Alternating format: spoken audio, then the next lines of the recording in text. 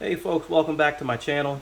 I want to do another update on the Alienware x17 R1 with the i9-13900 HK processor and the NVIDIA RTX 4080 GPU. The reason I want to do this is it's for a couple of reasons. One, I did have some viewers and subscribers who asked me to redo the video from a tripod so that it's just a little bit more comfortable for you guys to consume. And then also, they wanted to be able to see in greater detail the CPU core clock speeds at the same time that you're viewing the temperature, and to also include the power draw. So I'm going to set up HW info for all of that so you can see it on the same screen, and rerun Cinebench R23. Additionally, I have a couple new products that I want to try out. The new Alienware 720M mouse, which you can see in the shot here. And then I also have a 20-pin USB-C connector that basically it's a magnetic connector. So it's basically going to create like a MagSafe type setup for when I want to use the 100-watt GAN wall charger that I picked up with my 100-watt cable. So anyway, for those of you who are new to the channel, this is a new channel for me. I'm brand new to YouTube. I've been watching YouTube many years, but I'm just starting to get into contributing content. So please take a moment to subscribe to my channel and toss a like. It'll help me out tremendously as I continue to try to build this channel. My goal is I want to get to 100 subscribers by the end of next week. Thankfully, because of you all, I far exceeded the 70 that my original goal was. So now I'm looking to go to 100. So I'm going to work on that, and I can only get there if you guys take the time to subscribe and stop by every once in a while. I plan to put up anywhere between 3 and 5 videos a week on all things tech, not just laptops, not just gaming, but any sort of technology that I find interesting. So with no further ado, let's go ahead and get into the benchmarking. All right, so I have HW info pulled up here, and I just want to point out the wattage is going to be shown right down here at the bottom. And of course, you can see the core clocks for all the performance cores and the efficiency cores here. You'll see the temperatures, of course, here as well, to give you a good idea of how the system is performing overall. All right, so let me go ahead and pull up Cinebench R23. Now, I did just get done running this off camera, and I'm not sure how well this is going to show up for you. Looking through the viewfinder, it's kind of small, but I'm sure once I post it'll be much bigger. But this is 20,134 points. So let's go ahead and run this again and get an idea of how the system performs.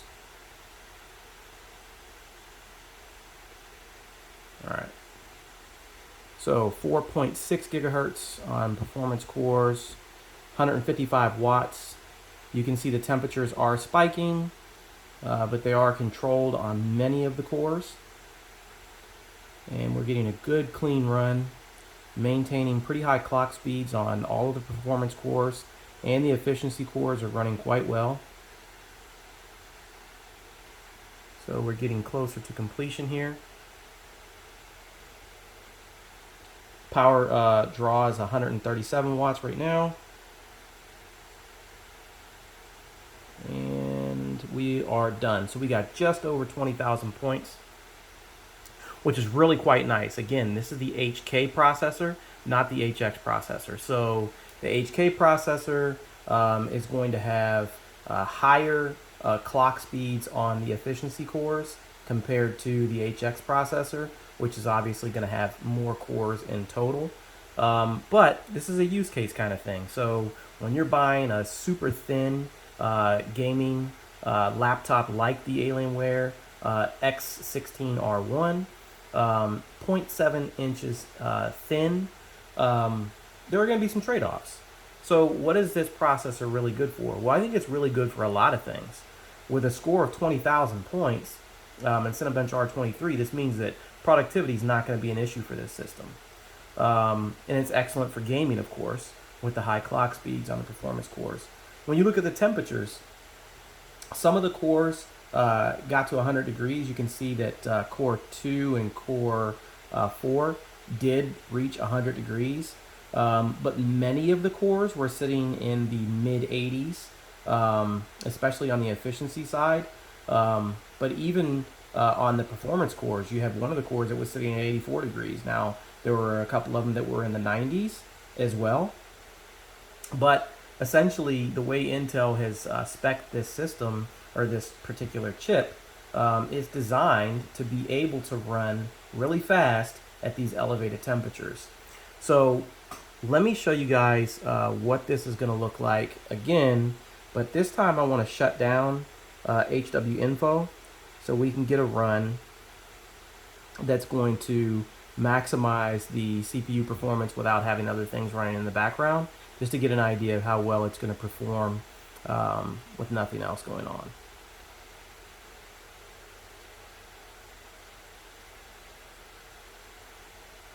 And so the nice thing about this system too is that even if it's not in ultra performance mode like it is right now, with the fan speed going as quickly as possible, you can actually do a lot of good gaming on this system in regular performance mode or even balanced. And the fans don't get quite that loud, and you still have really good solid performance. And I'll show some of that stuff in some other videos that I plan to redo. And also I have some other games that I want to do some benchmarking on that some of my subscribers have requested. So I'm going to do that as well.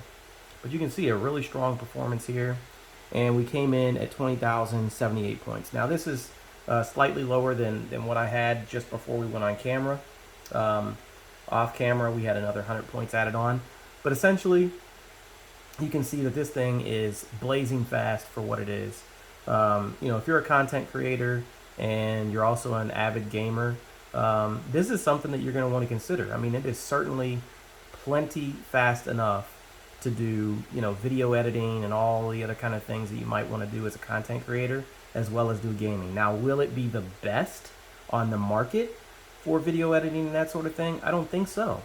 There are going to be other systems that are going to be a little bit better. I mean, you're going to have, you know, the option for the 4090 in this system, which is great, but on the processor side, you're going to have 24 threads versus 32 on the maximum side. So, you know, maybe you finish some of those tasks slightly slower than you will if you had the other system, but it's a trade-off, and it's one that I'm comfortable with, I'm happy with.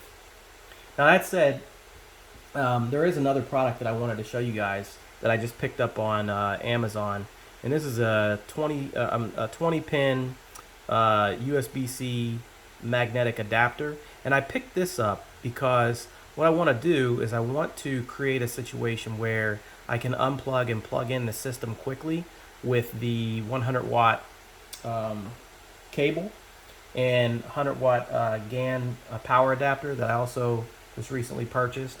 And the brand that I picked up is this -X 4-port GAN 100 watt wall charger. So I'm going to test that out and see how well it does in the system, and see how well the system performs on the 100 watt as opposed to the 330 that comes with the system. So anyway, I hope this is helpful for you guys. Like the video if you liked it. Let me know your thoughts on other things that you'd like to see and other ways that I can just improve in the quality of my production in general. I appreciate you guys taking the time to watch my videos, and certainly appreciate all the love and support with the subscribers and the likes and the comments. It really is a motivator for me to continue to do this. I do enjoy it, and I want to continue to do it. So I appreciate the support. I'll see you guys in the next video.